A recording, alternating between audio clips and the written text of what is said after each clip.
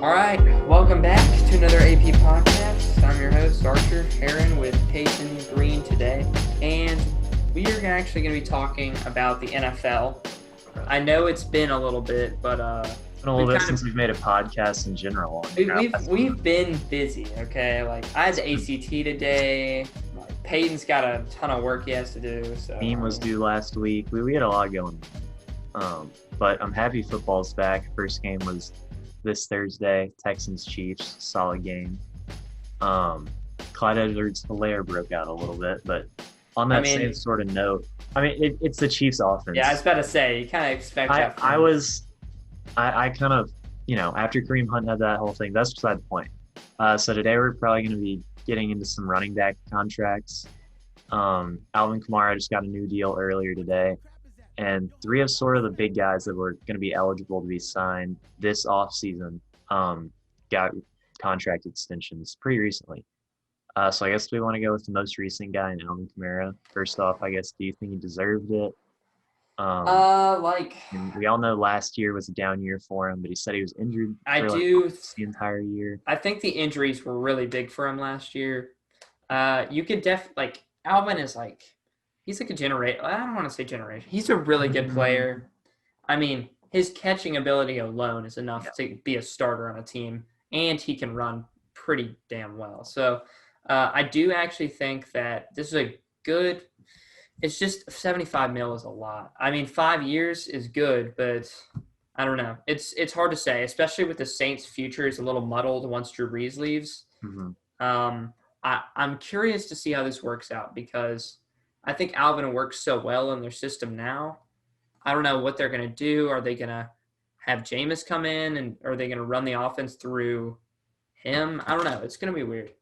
Yeah, I don't know if I love this move. I love Alvin, and I'm glad he's staying for 5 more years, but the Saints already have, no cap space. Yeah, they've given out so many big deals to so many different guys, and I feel like running back is one of those positions where you don't necessarily have to pay a guy big money to have success in that position, because honestly, when he was out for a couple games and Latavius Murray played great, I'm glad Alvin's staying, but at the same time, I feel like that money could have been put towards, potentially some more defensive backs and stuff like that, because I don't feel super confident with Janoris Jenkins, starting. He's not bad, but he's not the best. He's prone to get some penalties here and there that I don't really like that much, but. So the contract is 5 years, $75 million, or up to $75 million, and then $35 million guaranteed. Pretty big numbers for a running back, especially. Yeah, 100%. He's impressive, but it's kind of concerning to see the injuries bothered him this early on. But the fact that he was still able to play with these injuries, they look kind of like knick-knack injuries. Hopefully he's back this upcoming year, kind of 100%. Yeah. Well, another thing about this deal is this could work in 2 ways. They could either keep Alvin for 5 years, run him out. But he does seem to be a little injury prone. Last year was a good example of that. But this honestly is a Super Bowl year for the Saints. This is Drew Brees' last year, almost 100%, unless the season gets canceled and he really wants to play a last one. But, this year is Saints have to go all in. And I think signing – The thing with that is this contract doesn't affect this year at all. I know. That's the thing. But I think that keeping good relations with Alvin Kamara is a really important thing. Because if they hadn't signed him to a big deal, maybe Alvin would be a little skeptical. Maybe he wouldn't want to play as hard and get injured maybe and then get traded. So – I think what the Saints might end up doing is just kind of playing it out this year. If they win a Super Bowl, his trade value will probably be really high. And they can maybe dump him off for maybe a couple draft picks, a young, talented guy. We'll talk about this in a little bit, but running backs, I would say other than 3, maybe 4 guys, running backs are pretty expendable. To a certain degree, but – No, I agree with that. You obviously can't have an awful running back. But, there are a lot of guys out there that can fill the position pretty well. I don't know if I like the deal. but I don't think 35 million guaranteed is what the Saints should have done. I Yeah. think they should have made it more heavily incentive based, just because you can't cut him now without paying him 35 million. Like that's a lot of money. Whereas some of these other backs we're going to get into get paid. I mean, they get paid less in general. Don't get me wrong, and I would say Alvin's probably more valuable than both of these other backs. Oh, Um, I would but 100% say that. but Alvin, I would say, also has played behind one of the premier offensive lines in the NFL, which has obviously benefited him. But I don't want to take anything away from him because he obviously is a super talented player. I'm glad he's staying in New Orleans as a Saints fan, but at the same time, it's going to be interesting to see our future with so much of our money allocated between Michael Thomas and Alvin Kamara, both guys who honestly might not do that well without a quarterback. So Yeah, it's I do agree with that.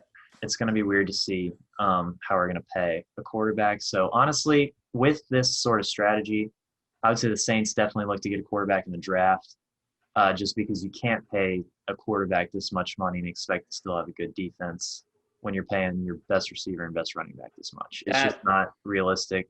So they've either got to get, I mean, hopefully someone like Jameis Winston pops up again for cheap, or Yeah, they can get a guy what in the might happen draft. is Jameis sits behind Drew this year, learns a couple things. Sean just decides whether or not he thinks he can be a starter or not, and we give him a 3 year, $30 million deal. That's pretty damn cheap, That's really cheap for a quarterback. but also we can play the Jameis card and say you threw how many 30 interceptions? Yeah, but I mean, if he plays a little bit this year, I mean, maybe other teams will want him. Yeah, that was just kind of my thoughts on the Kamara deal. Do you have anything else to add before we move on to Dalvin? Yeah, no, the next two guys, Dalvin and Joe Mixon, both really impressive guys. Also, both from the 2017 class. I mean, that class: Christian McCaffrey, Yeah, Alvin Kamara, Joe Mixon, Dalvin Cook. all three. Wasn't Kenyon Drake in that class too? No, he wasn't. I don't know. He was 16, 17, I think. Nonetheless, like those guys are getting absolutely bags of money. But Dalvin was signed to a 5 year, 63 million, 28 mil guaranteed. So pretty comparable to Alvin's. I mean, 75 mil, 63 mil. I mean, when you're talking that big numbers, isn't that much of a difference. And then Joe Mixon got a 4 year, $48 million deal. Um, with 19 mil guaranteed. So I mean, they all did very well for themselves. And I mean, as long as they stay healthy, they're all going to make a good impact on their team. Yeah, I would say Dalvin obviously has injury concerns, but at the same time, he did look really good in Minnesota. They handed him the ball a lot last year.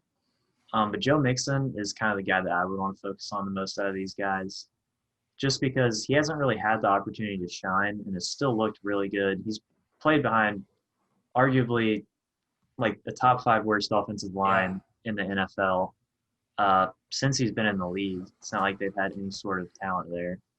Um, so it's going to be. I think potentially if the Bengals can capitalize on some picks in the draft these upcoming years or make some trades for offensive line, that's obviously going to help Burrow and hopefully Mixon as well. They drafted T. Higgins out of Clemson. He's a receiver. Burrow, obviously. It's going to be a lot of moving parts on the offense.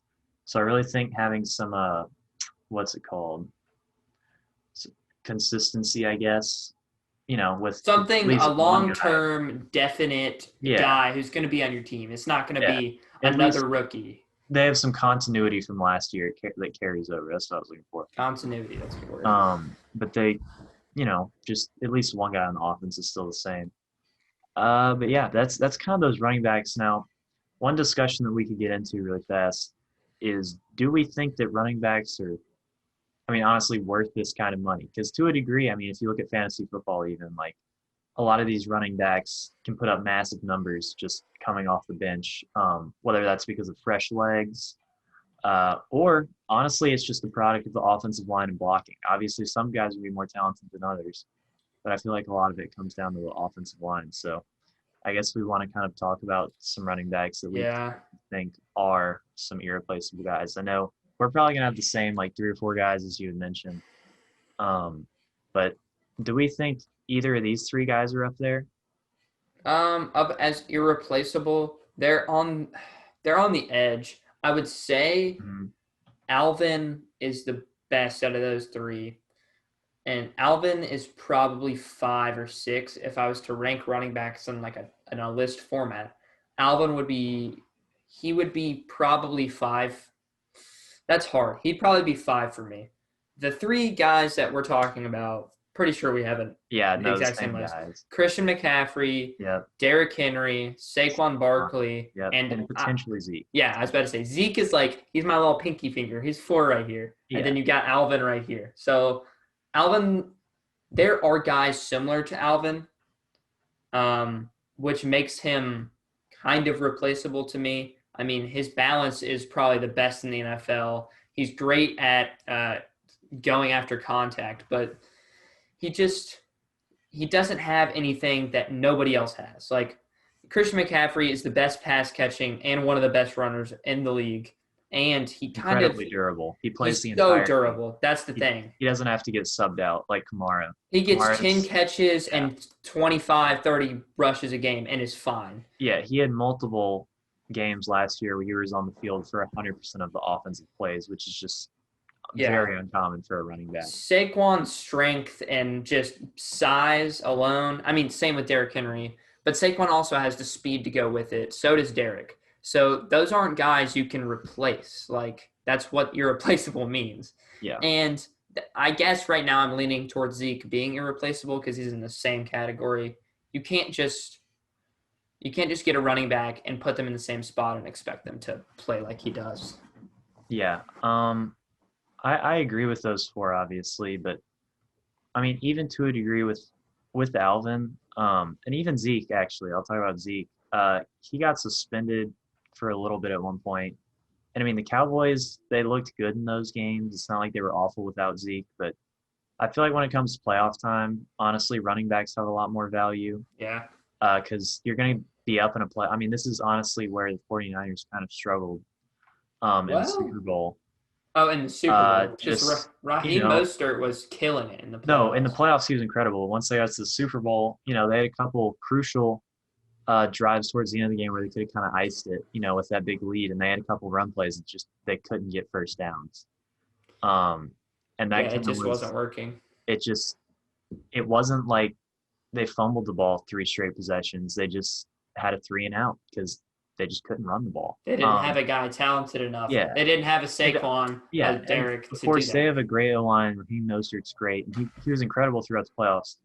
But being a team, like even last night with the Texans, like they gave it to David Johnson a couple times. And, if he's getting 1 or 2 yards on those first 2 downs, you're kind of screwed for third down. But Derrick is always going to be the guy that's going to pick up 4 or 5 yards.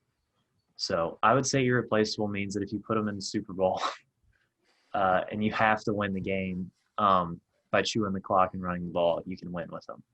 And I think those are the guys that you can do it with. I don't think you can do that with Kamara or any of the other guys below those top 4. Even Zeke, I feel like he might not be able to. Yeah, Zeke has the talent level, but the way the Cowboys, although it will be different with McCarthy, but the way the Cowboys play, you can argue that you might be able to play. Like Tony Pollard, when Zeke was out, is a good running back. And you can tell that although there is a big difference, it's not so crazy that like they need him to win games. Like Tony Pollard is a guy that you can plug in. He's like a Latavius Murray or Tony Pollard or all these backup Chase Edmonds. Yeah. Like these guys get injured, you can just plug them in and you're fine, really. Yeah, and I mean, even if you look at Saquon, like who'd they have before Saquon? Like Ahmad Bradshaw. Wayne Gallman was the backup. I know that. Saquon's playing behind the worst offensive line for the last couple of years. I mean, they've gotten better this year. And last year they got a little bit better. But prior to that, I mean, worst offensive line, I would think. But yeah, at the end of the day, I would say running backs are definitely replaceable once you get outside of the top 4, and even potentially top 3. But it's weird to be seeing running backs get paid this much when I feel that they're replaceable. Obviously, some are going to be better than others, but we're talking about these guys like someone else can come in and fill their spot. Granted, a lot of these guys are super talented, but that kind of is the case. A lot of these running back success is based off of system. I mean, you can throw a lot of great pass catching backs in the Saints offense and they're going to succeed. And then you can throw them in like, I mean, let me think here. I mean, honestly, at this point, what team doesn't throw to their running backs? Exactly. Like, that's why in fantasy you pick the backup because you know if he gets injured, the backup is going to get 20 points because he's just going to be plugged in. So, I mean, it is true that running backs are expendable up to a certain point. Like, yes, there are better, there are worse. That's why you even have like better running backs. I mean, it sounds stupid when I'm saying it, but it's true. So, all in all, I just think that it's kind of sad because you think of it as like one of the biggest, like people kind of use the running back position. Oh, I want the best running back in fantasy. The running backs are getting paid so much, but like, or not that they're getting paid, they're just getting run into the ground. And then when they want a bigger contract like Lev Bell or Melvin Gordon, oh, well, we'll just put Austin Eckler in. We'll put James Conner in. I mean, for the position that takes arguably the most beating in the NFL and is out of the league by like age 30 typically. Yeah, pretty disrespected, I would say. Yeah. But that's probably going to be it for this pod. I mean, unless you have anything else to say. That is all I have to say about running backs. So, all right. Well, sounds good. See you guys next time. Yeah.